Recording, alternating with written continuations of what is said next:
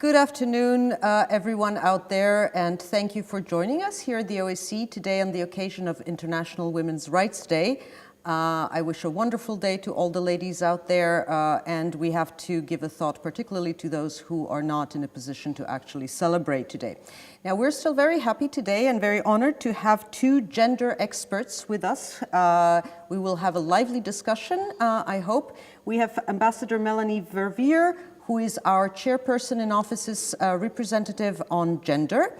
Ambassador Verveer is the director of the Georgetown University Institute for Women, Peace and Security, and she's one of the foremost global activists on women, peace and security and gender issues. She's the recipient of numerous awards, including the US Secretary of State's Award for Distinguished Service. We also have with us Mr. Sasa Gavric, who is the OSCE Gender Advisor at the OSCE Mission in Kosovo since 2016. And he's in charge of mainstreaming gender into the mission's programs, activities, and discourse. Before joining the OSCE, Sasa was the executive director of the Sarajevo Open Center, one of the leading human rights organizations in Bosnia and Herzegovina, working on equality policies and women's rights. So we have two real experts of gender issues. Welcome, thank you for joining us this afternoon and accepting to tell our audiences how the OSCE actually contributes to gender mainstreaming and to promoting women's rights. So I will start with Ambassador Verveer. On International Women's Day, we celebrate women's rights. Why, in your opinion, is this really a special or crucial issue for the OSCE? The OSCE is known as the largest world security organization. So what is the link between gender equality and advancing security in the world? Well, thank you for the question. It's great to be here. It's great to be back with Sasha, whom I last saw in Sarajevo. I think befitting the role that the OSCE has on these issues. The OSCE has a very comprehensive view of security, and it includes what we discuss here as the three dimensions. It includes the political military, you might see that more as the hard security. It has the economic piece, which you might wonder, where is the security there? And it has the human dimension piece, which is human rights. And they're actually very woven together, they have to be. And they are all about security. So in the traditional view of security in terms of conflicts and ameliorating conflicts, preventing them, working on post-conflict recovery, women are absolutely essential. And we have a growing evidence-based case today on the difference that women have made in those situations in different parts of the world, the issues they put on the table that have to be addressed. The truth of the matter is that half the agreements end 5 years after they are put into effect because the real issues are never really on the table and you have recurrent conflicts. So women have an essential role to play across the board, from the condition of women and preventions and the lessons to be learned from that to post-recovery, an essential role that they have to play in bringing their society back together. In economics, we know today, again from an empirical base, that women grow economies, create jobs, are absolutely essential to advancing inclusive prosperity.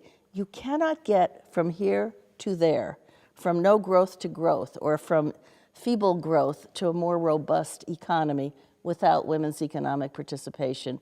And clearly we need to do more in that space. And it is essential to security, both in terms of what the economics, how they affect us and how the lack of can lead to political instability, et cetera. But in post-conflict societies, again, it's absolutely critical to address economic opportunity. And then in terms of the human rights dimension, that's obviously very, very clear. Violence against women has to be addressed. Domestic violence is an ongoing problem in many of our societies. In fact, it's a global scourge. War exacerbates that. Today, sexual violence against women is an absolute target, something Sasha knows very well from the experience in the Balkans. There has to be accountability. There has to be documentation. Impunity has got to end. And in post-conflict societies, domestic violence, because of what the conflict does, often exacerbates the situation, so you often see an uptick. And that's just one element of human rights. So this comprehensive view of security, there's a lot to be learned from it. It's an absolutely critical way to look at how we have to deal with these challenges. And the OSCE has it in its mandate. And that's why, not just on this day, but all the other days, we talk about and work towards integrating women's issues across the board in the work of this organization. Thank you. This is really fascinating. Now, Mr. Gavric, maybe you can give us some concrete examples from your work in the field, how OSCE activities and projects can really contribute to combat violence against women, but also to promote their position in all the areas of public life, whether in the economy, in society at large, in politics. Thank you for having us here. Yes, the OSCE mission in Kosovo luckily was one of the first missions to have a full-time gender advisor, a person that will take care that all our mission staff take into account gender considerations. Since 2012, we have been having gender advisors. I'm lucky to be the first male gender advisor since 2016. And my task is really to look how our colleagues are really taking into account gender consideration when implementing all kinds of programs, but also to support colleagues in developing targeted actions that will really empower women in specific areas. I can give 3 examples of our work. Within the first dimension, we work with the Kosovo police, and our colleagues are applying a multi-year approach to empower women, to support them in capacity building, and in that way to support them also to take over leadership posts. Luckily, based on the work of our colleagues in the public safety sector, the number of women has increased last year, and there are more women on senior posts within the Kosovo police. Another example is the economic empowerment. It's a pioneer activity that we're implementing since last year. We work with women from rural areas, from the Kosovo Albanian and the Kosovo Serbian community, supporting them with capacity building, but also providing them a platform to present their work by organizing an annual trade fair in the main square of Pristina. And the third example that I can give is related to I would say one of the most important areas of work. It's related to gender-based violence. Our mission has been supporting all kind of different stakeholders within the institutional setting in Kosovo.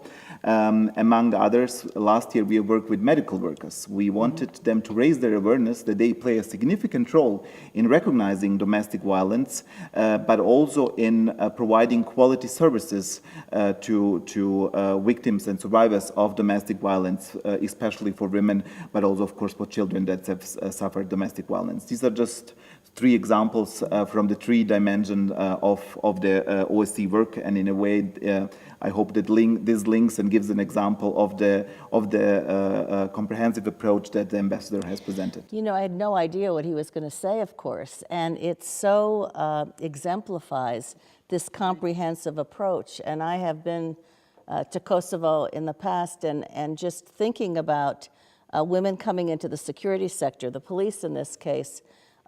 Their most recent president, President Yayaga, started in the police, and I think, and then rose to the highest level of governance, but I think in many ways modeling what the security sector can do and what it represents.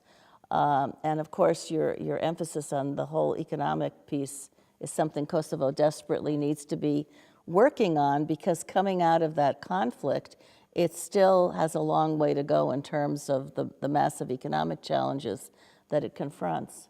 So you really brought it all to life. Thank you. Yeah, it is really not only impressive work, but it shows concretely how we can contribute in different countries. So, Ambassador Verveer, how do you think the OSCE could even better promote gender equality as an essential component of security? Well, I think that these issues can't be add-ons. They can't be checks of the box, so to speak. or nice things to do if you do the other things that are viewed as somehow much more significant. These kinds of things that we're talking about are absolutely essential to the effectiveness of this organization, to the effectiveness of ensuring security in its full definition across the board. And to do that, you really have to integrate or mainstream these issues in all of the work of the organization. And I think today, whether it's governments or whether it's multilateral organizations like this one, it is easier to say this than actually to execute it. And I think it remains, I know it remains, one of the challenges so that when they're working on security sector reform here, for example, to understand that there is a gender element to this decision that really needs to be factored in.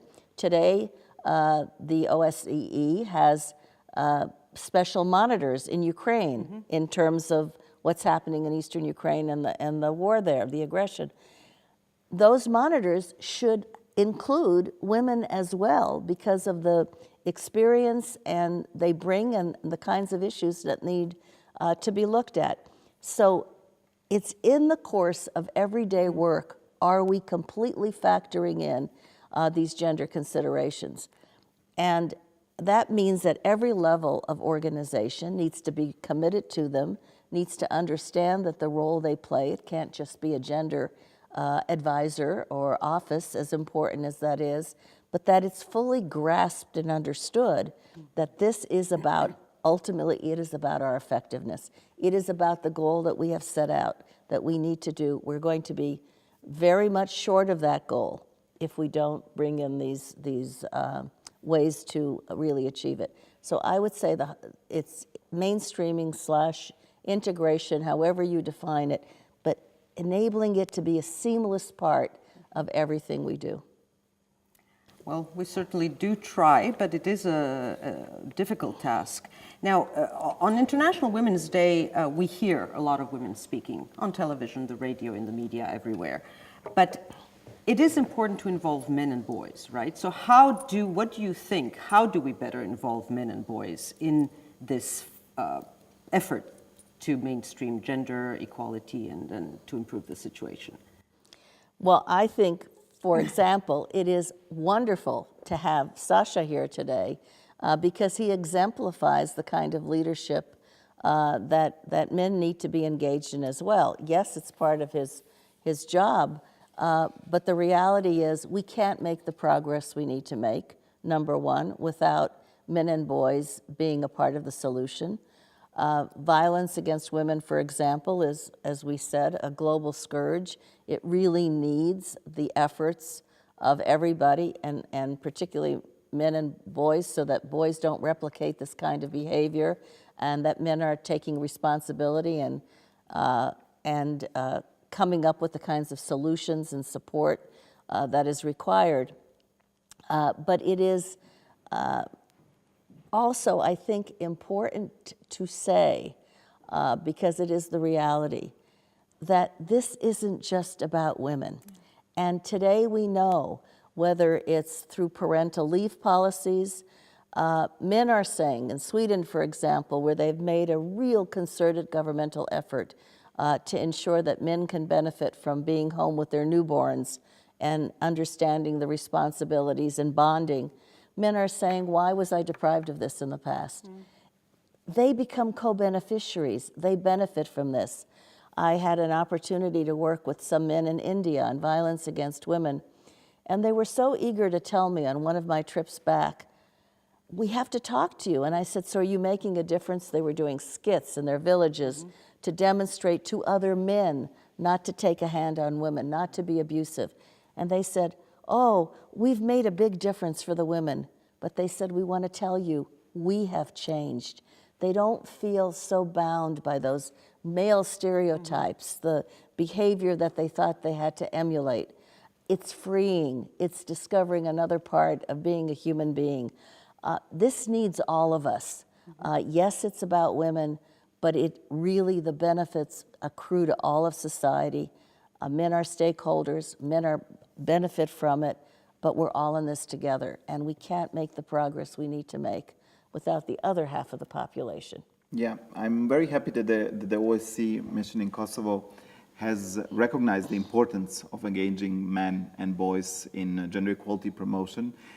We are one of the pioneer missions in the field to implement such work. Also here, I can give maybe a few examples. Yeah, concretely how you do it. Yes. By partnering with grassroots organizations in Pristina and in Mitrovica North, the OSCE has supported school-based work. We have used an established methodology, the so-called Young Men Initiative, and based on this methodology, a one-year program has been implemented in schools. We have learned that change of behavior and attitudes takes time. That's why we have decided not to have short-term workshops or one-stop activities, but really to have a one-year work throughout the whole school and on different grades. And as a result, by doing pre and post tests, we have also really seen that change is really possible among secondary school students. The mission has also decided to support evidence-based policy making in Kosovo.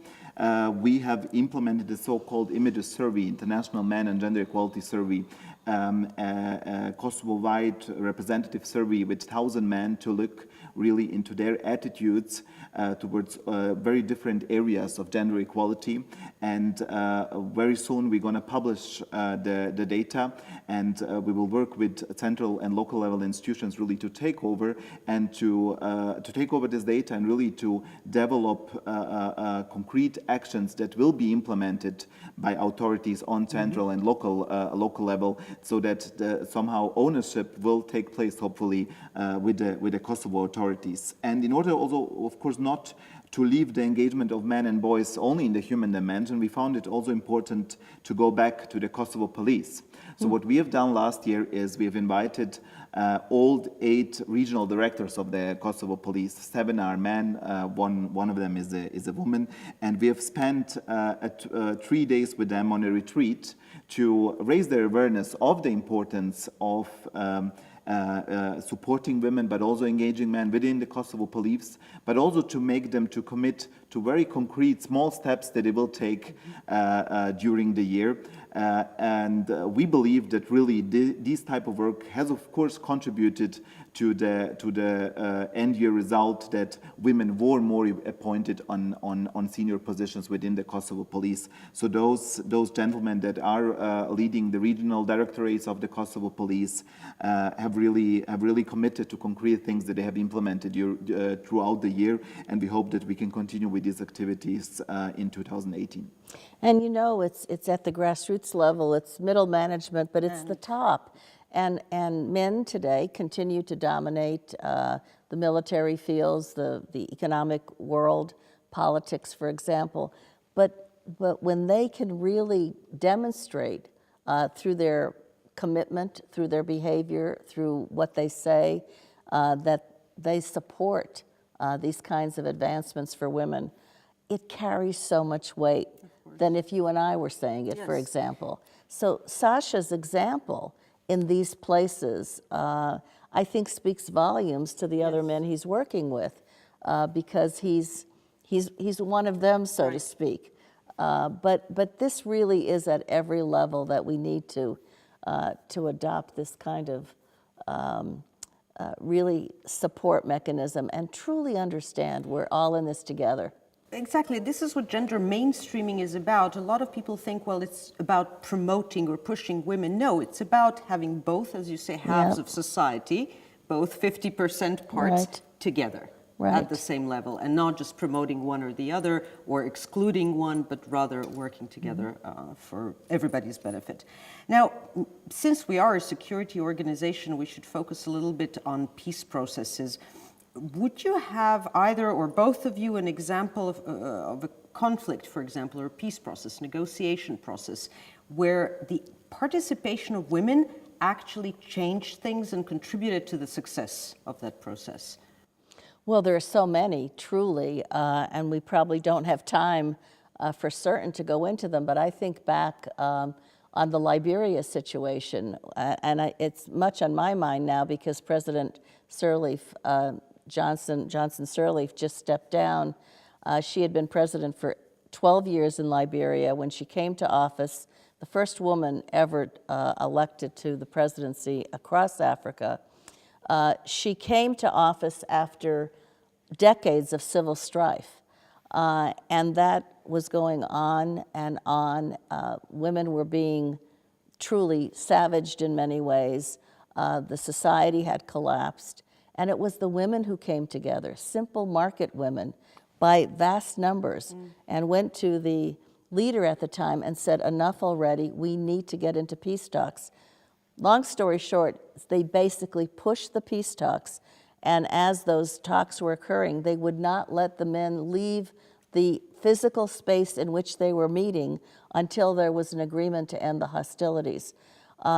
It was much more complicated than that, but the reality is that they're enough, and their numbers, and their determination, and then their stick-to-itiveness to make sure that they could move forward, followed by a leader, and this is important, these transitions from having an end to hostilities, you don't automatically have peace, you don't automatically have a better tomorrow, you've got to work at it. Well, they brought in a leader who was able to speak to the needs of the society. They still have a long way to go, just as Kosovo does in many ways, but you work at it, and the women were essential to that process. In policing, they had one of the large peacekeeping units for years, and there was an all-India unit of women. Those women became role models for other women in Liberian society to see what was possible. Northern Ireland is a classic example of women actually being at the peace table. That's rare. We still don't recognize enough the fact that women are critical to the negotiating process and what they need to do. Most recently in Colombia, the Colombia peace agreement largely has happened because the women again got together across society. They were suffering on both sides and pushed for a process that was consultative and open, that enabled both sides to be engaged. And now the tough part comes, implementing that agreement, but it's an agreement that doesn't take the violence against women that was happening to a terrible degree, sexual violence, and there's no automatic amnesty. They've got to work these cases through now. The Philippines and Mindanao, there are countless examples. One of the things we do at Georgetown University is our institute was founded precisely to create the research base, the database that demonstrates the correlation between women's participation and peace and security. And we look at how women have engaged. Some of it is direct, in direct negotiations. Some of it's track twos, as we call them, that have influence, are part of the formal process. Grassroots within the society, making their demands known, as happened in Liberia, and then holding the leaders responsible so that when they go forward, they actually do work the system. So I think it shouldn't be a question today about what relevance does this have. In fact, we're still not doing as well as we should. There's a resolution in the United Nations that took place 15 plus years ago now, about 17 years, called Security Council Resolution 1325. A lot of us just say 1325. I have a friend whose ATM machine number is 1325 because he works on this.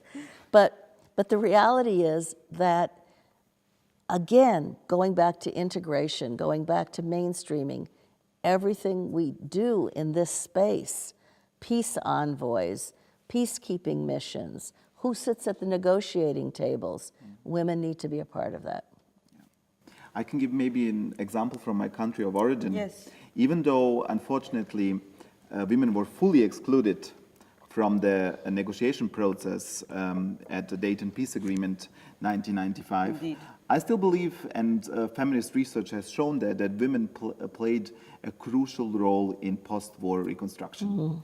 Women were the first one to cross inter-ethnic and inter-entity borders, 96 in post-war Bosnia-Herzegovina, and in that way really to prepare return, in that way to start to rebuild interpersonal, intergroup relations. And based on that experience, representatives of the Bosnian feminist women's movement were even invited to Ukraine to share their experience with the ongoing reconstruction processes in the current ongoing conflict, so to say. The Bosnian example, I believe, has shown that by excluding women, you might not get the best peace agreement, but by giving women a role in post-war reconstruction, we will lead to a sustainable peace, and taking into account that there was no significant post-war escalation of conflict in Bosnia-Herzegovina, and that still, even that, we have to point out, is a success in itself.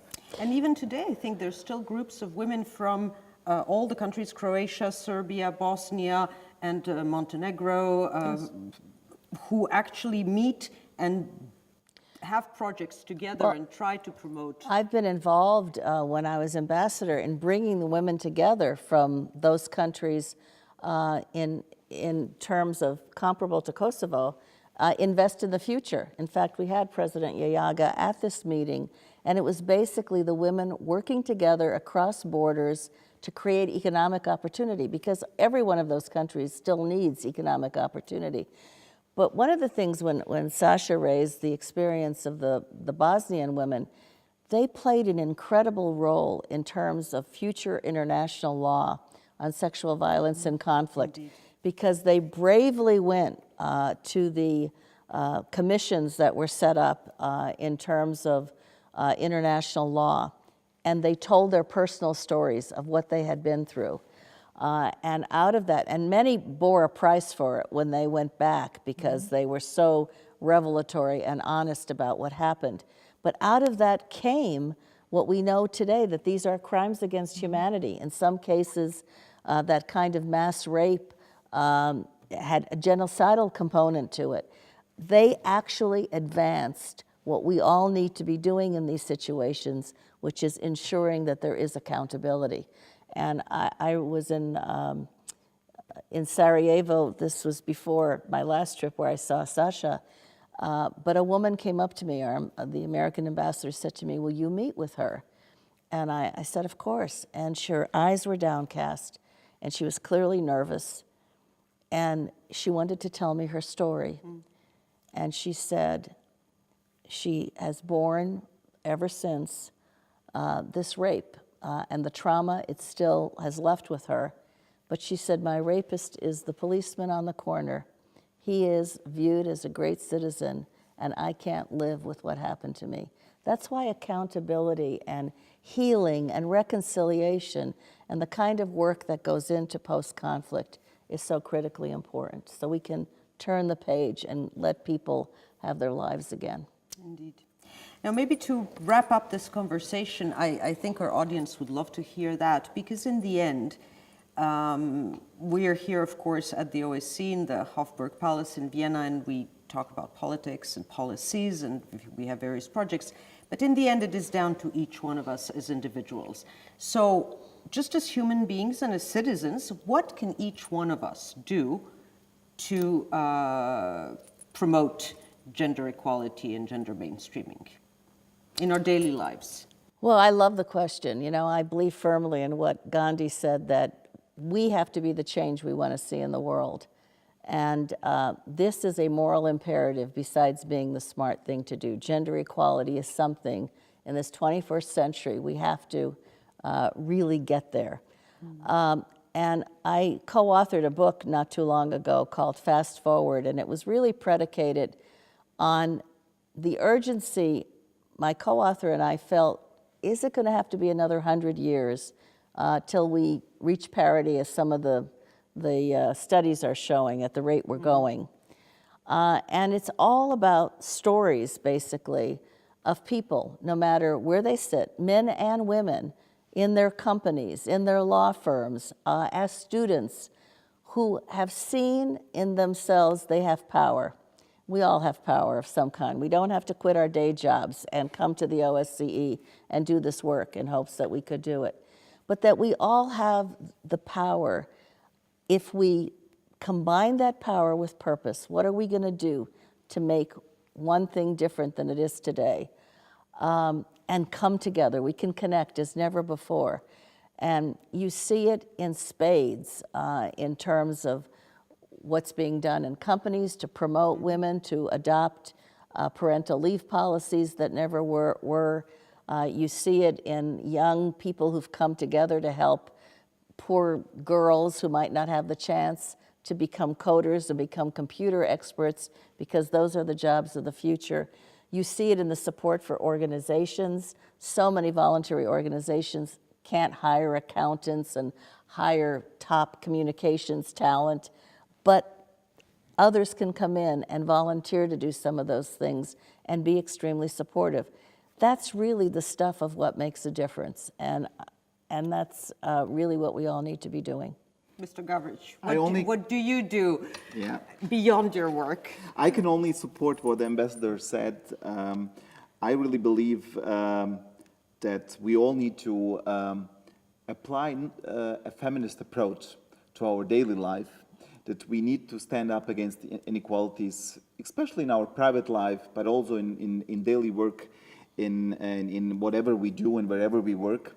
And I also believe that we have to be very strategic by choosing our battles.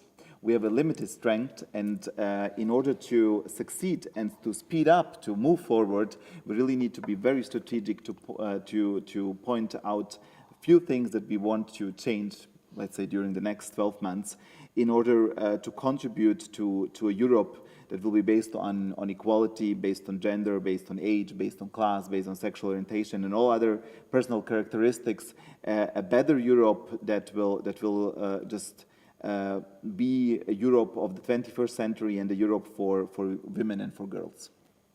Wonderful. Well, thank you both for taking the time to join us this afternoon and talk about your experiences.